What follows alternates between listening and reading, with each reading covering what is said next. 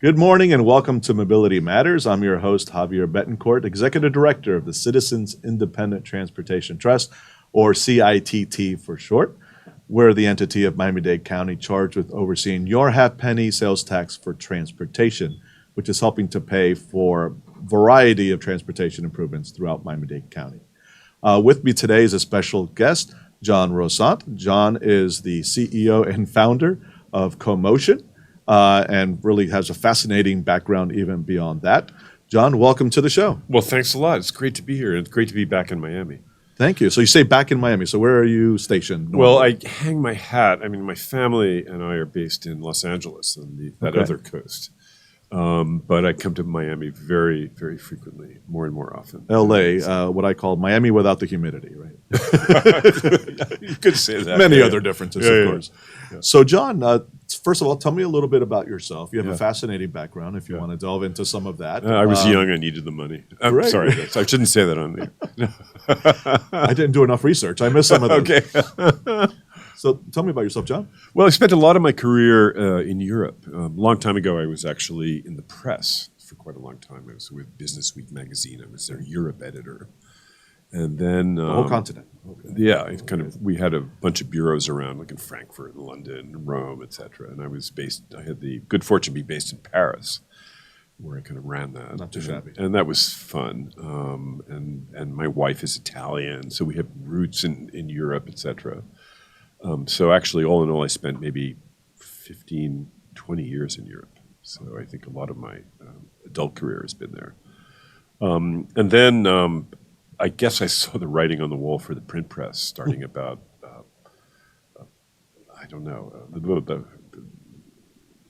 close to 20 years ago. And I sort of began seeing what else is out there. I had a great career as a journalist. And I accepted an offer to join a very big Paris-based company called Publicis, which is very active in sort of media, advertising. It's, I think, the world's second largest advertising company. They own Saatchi & Saatchi and Leo Burnett, et cetera. They had grown very quickly through acquisition. And I think they were interested in me because I was sort of a Europe-based American. Half the business is here in North America. So I joined their executive team, overnight I became a corporate suit, which was interesting. And I had something I had to get used to kind of quickly.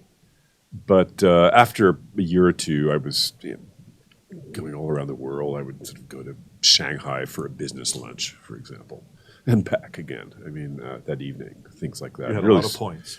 A lot of points, spending a lot of time just in the air. And then I was sort of considering doing something else, and the chairman made me an offer I couldn't refuse, which was to run one of the big subsidiaries based in Switzerland, which, among other things, is behind the production of the World Economic Forum in Davos, which is this big gathering at the end of January every year of sort of public and private sector muckety-mucks, world leaders and CEOs. So I was in charge of that for quite a few years. Draws a lot of demonstrators, isn't it? Actually, not that many. Not too bad. Okay. Yeah, and they're kind of contained. There has, I think, 6,000 crack Swiss troops guarding this little alpine village when Davos takes place. And so not only was I in charge of that, but also all of the World Economic Forum gatherings around the world in Latin America, in Africa, in Asia, in China, et cetera.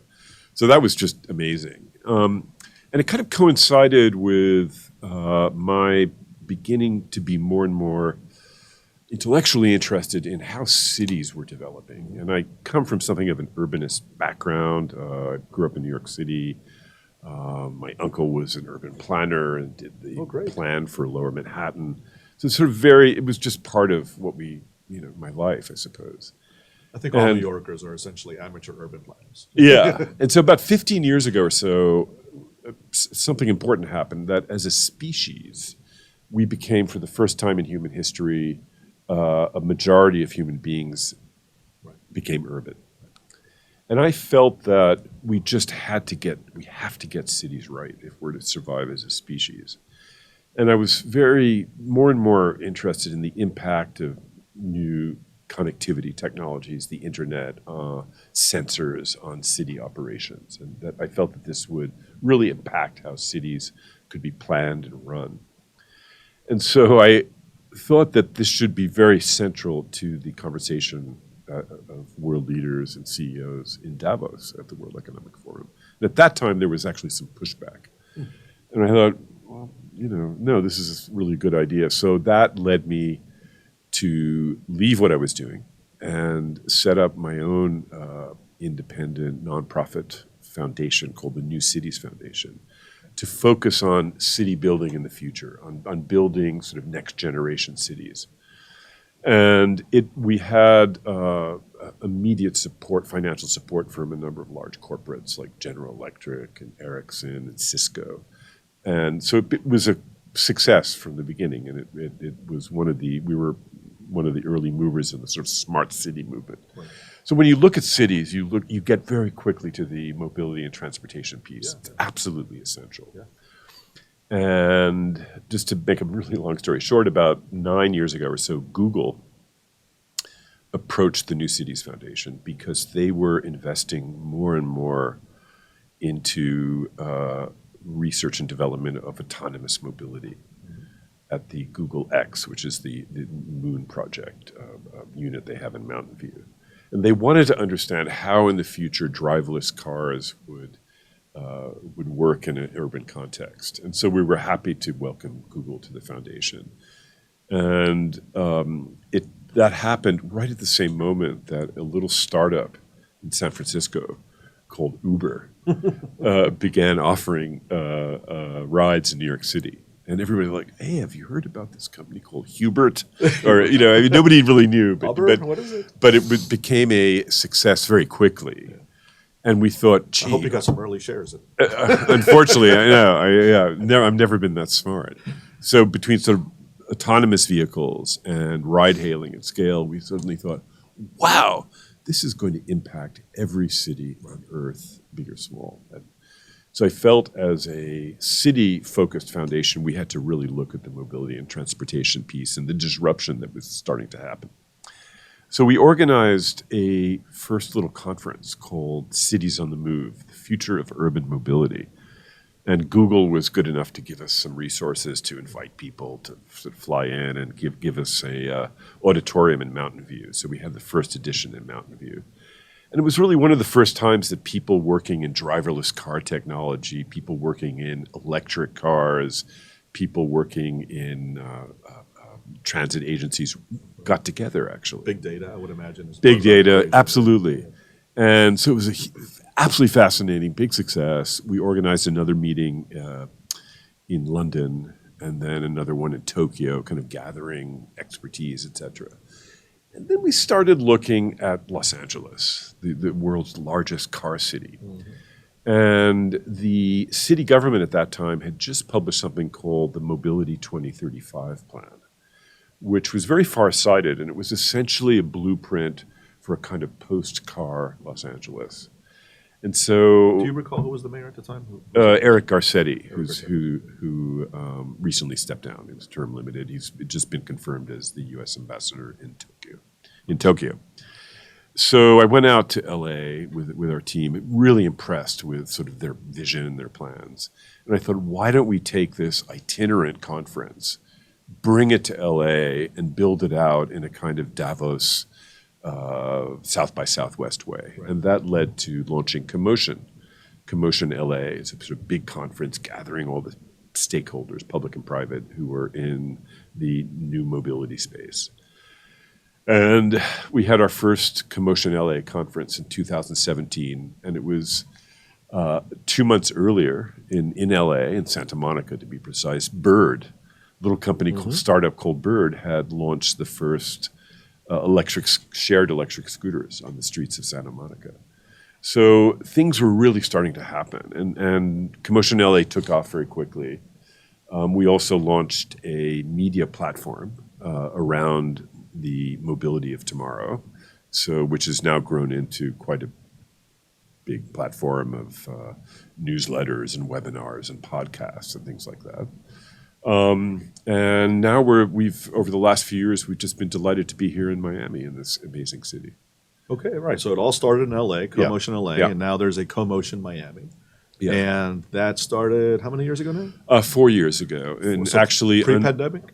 pre-pandemic, Right. exactly, a year before the pandemic, and it was under the previous mayor of Miami-Dade, Carlos Jimenez, who, if you will remember, was actually very interested in mobility. And he had been, I guess, head of the fire department, et cetera, but he loved vehicles that He moved. did. And he particularly loved the idea of where mobility intersects with innovation. Exactly. And technology. Which And is so what you he do. was very farsighted in that way. And he had come to, I think he had come to Comotion LA, and he certainly had sent some of his people. And so it suddenly said, hey, what about doing a Comotion in Miami? And we were immediately receptive. At that time, not only because Miami, really interesting city, et cetera, but we felt the Latin American connection was so interesting. And even though the mayor of Los Angeles likes to say that Los Angeles is the northern capital of Latin America, that, of course, is completely wrong. Yes, we would take issue with that. Yes, and Miami is in every way the northern capital of Latin America, Sure. as you know. And there's so much mobility and transit innovation happening in Latin American cities, in Bogota, in Medellin, in Rio, all over the place. And so we felt that having a Comotion in Miami would be a really good way to focus on that. Right. And meanwhile, and actually probably more recently than when you first started here, we have this explosion, right, in technology Amazing. companies and investment. Totally. I mean, that was And that maybe was the- you were an impetus to that, right? That was, I don't think so. I think that was a variety of factors. I think that was, I really must give Francis Suarez his due. I mean, he's been an amazing how can we help? Right? poster. How can we help? And I hate to say it this way, but COVID was good for Miami, as we know. I mean, I don't mean to be flippant because many people suffered, but Miami remained more or less open when other cities were closed. It was, well, you know the story. It just attracted capital and both financial and human in an unprecedented way to this city. And so, we absolutely love that. And I think it's a wave that's continuing. How'd the pandemic affect Comotion? Well, as a company that has a very big event arm, it was not possible to have an in-person event the first year in Miami, and so we did it virtually, and it was fine. It was absolutely fine. Yeah. All right, so let's fast forward now to 2023. Three, yes, amazing. Yeah, It's crazy how time flies.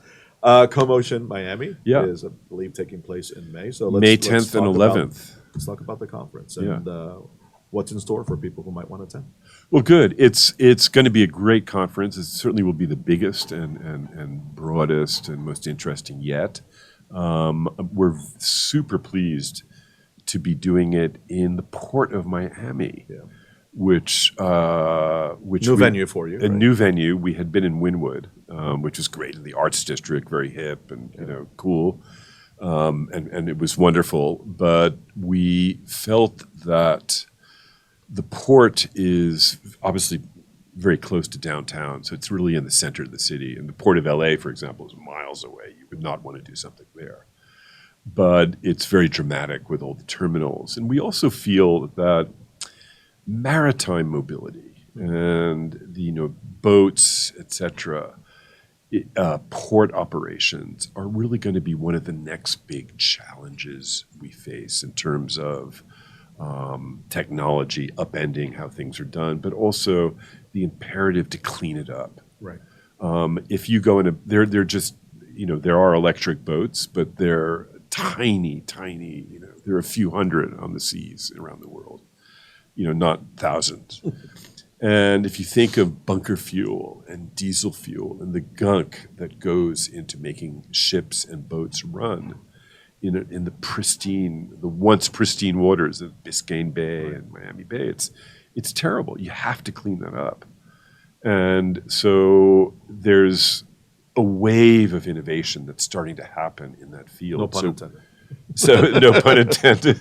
So we're very happy to be in the port. Right. And as you may know, for example, Miami-Dade County has ruled quite recently that ships that come in, the big cruise ships that come into Miami, have to operate on what's called shore power, Right. and not on their own power, which is, diesel generators, things like that.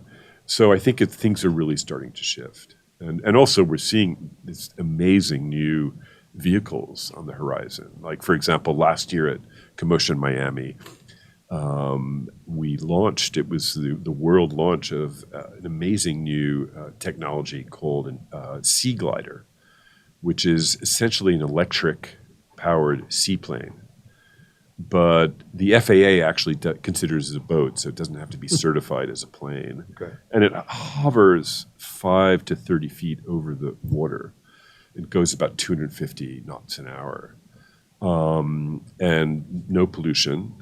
Very, very efficient. And because it has smart hydrofoils, when it comes into a harbor, it can navigate the harbor very, very well.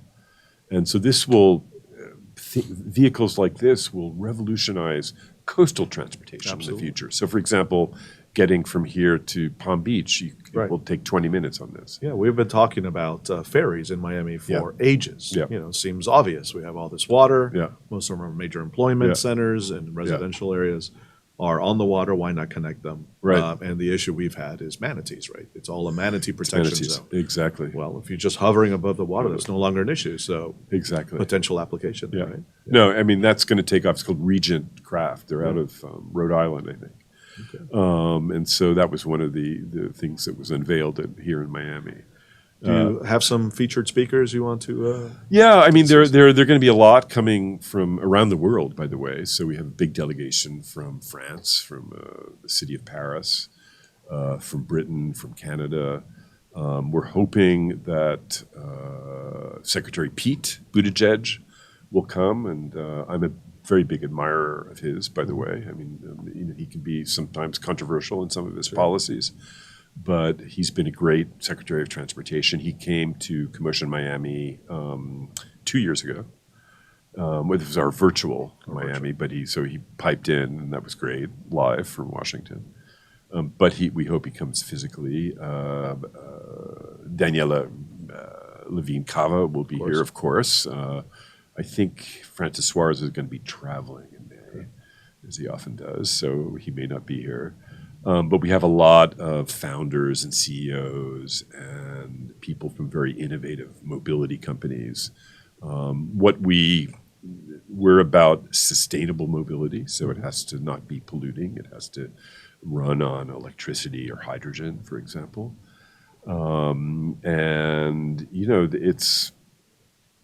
There's so many interesting startups in the space now.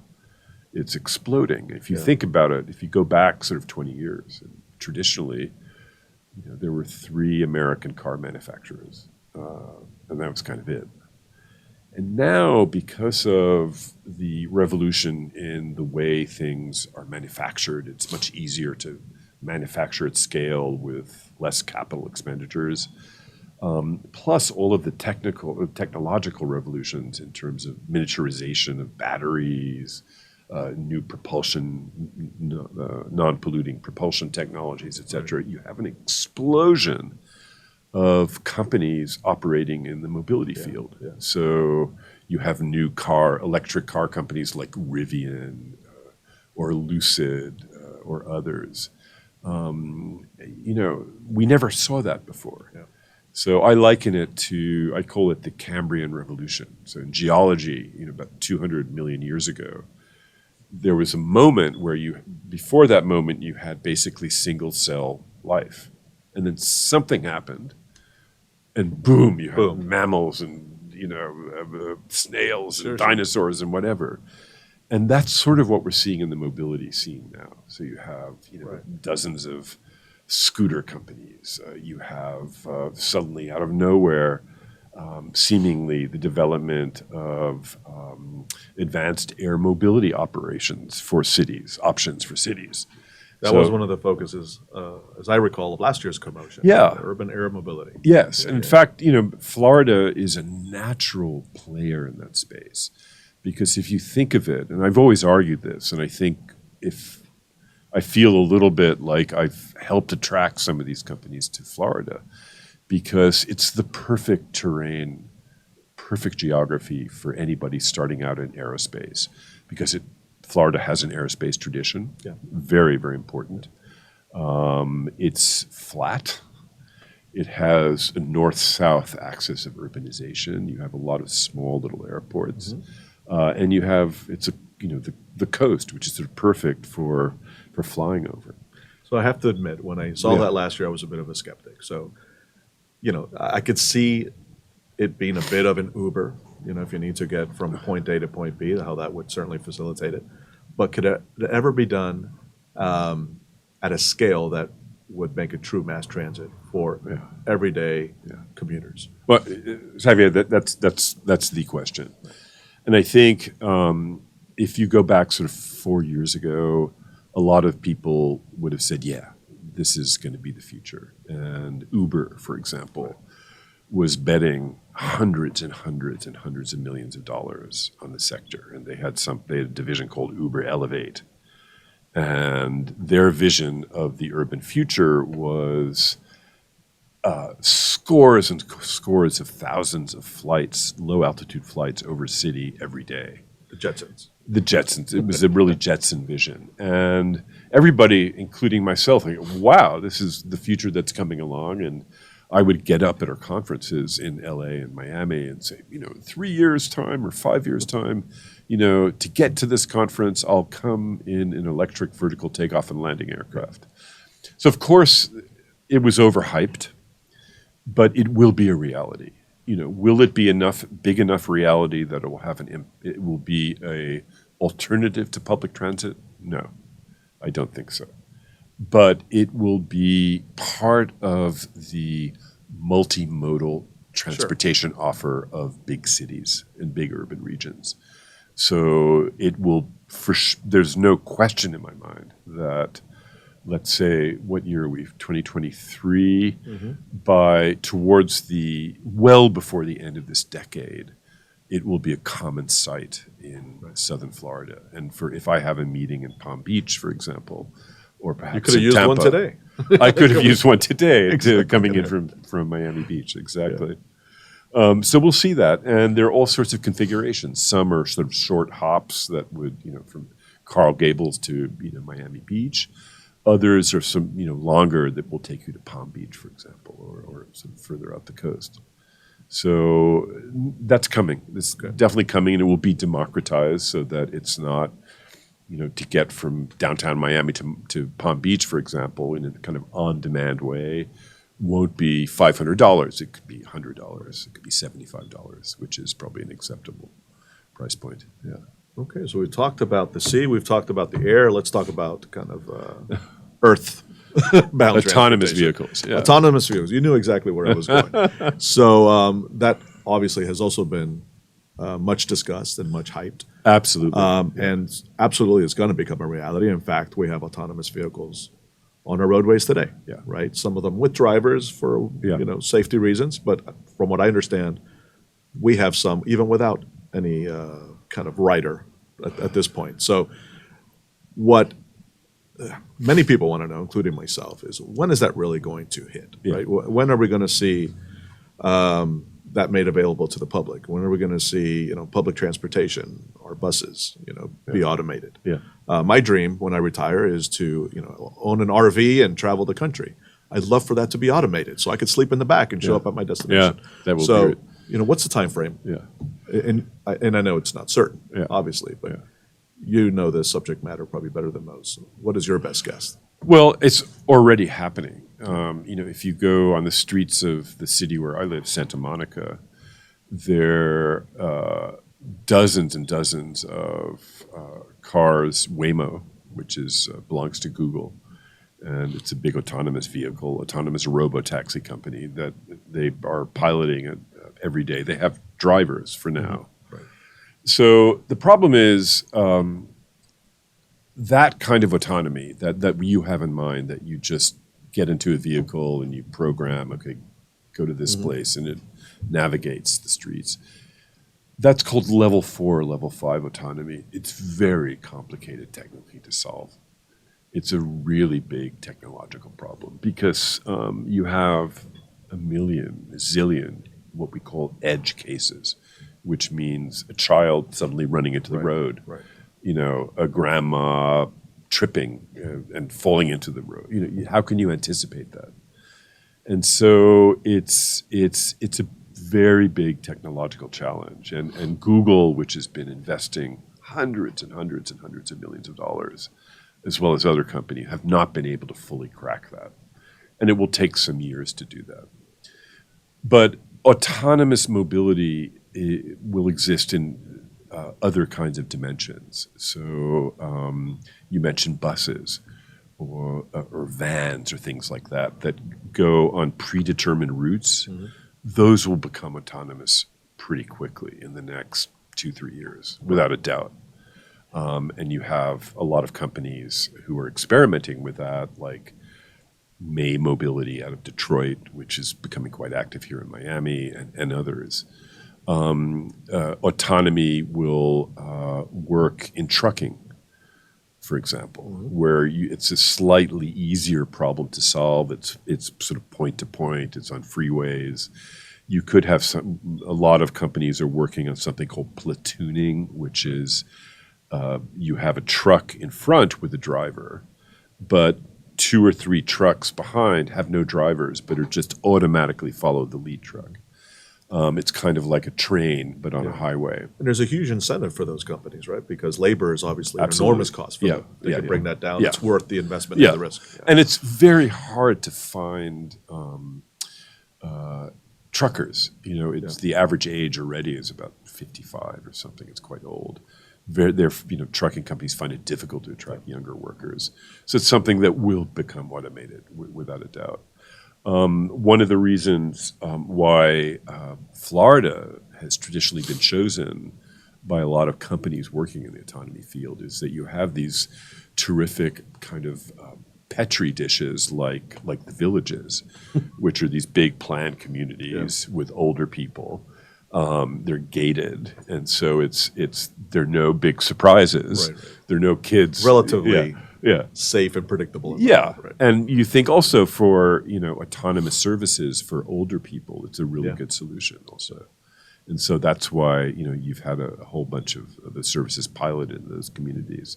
The other thing about Florida is, and I really hand it to former Senator Brandes, who in the Florida Senate, who really single-handedly helped write the laws in Florida around autonomous mobility. It made Florida a place that these companies could really come and roll out services in a very intelligently regulated way. So he had a very big impact, I must say. Wonderful. Well, listen, we're running out of time, so if there's anything else you want to discuss, we can do that. But I don't believe we actually told folks where they can go to get information about the conference. So absolutely. It's www.comotionmiami.com. And I think we have a early bird special that's still valid. So if you go soon, you can get a ticket at a quite reasonable rate. And those dates again? May 10th and 11th. Right around the corner. Exactly. Yeah. All right. Well, John, listen, thank you for appearing. Thank you. On our show. It was really fun. You're a fascinating guy. I'd love to learn more about you. Maybe have you back on next year. Likewise. Thank you. Thank you very much. Thank you, John. Folks, thank you for joining us. Again, this is Mobility Matters. We'll be back in 2 weeks' time. Please join us and follow us at www.miamidade.gov/CITT. Thank you.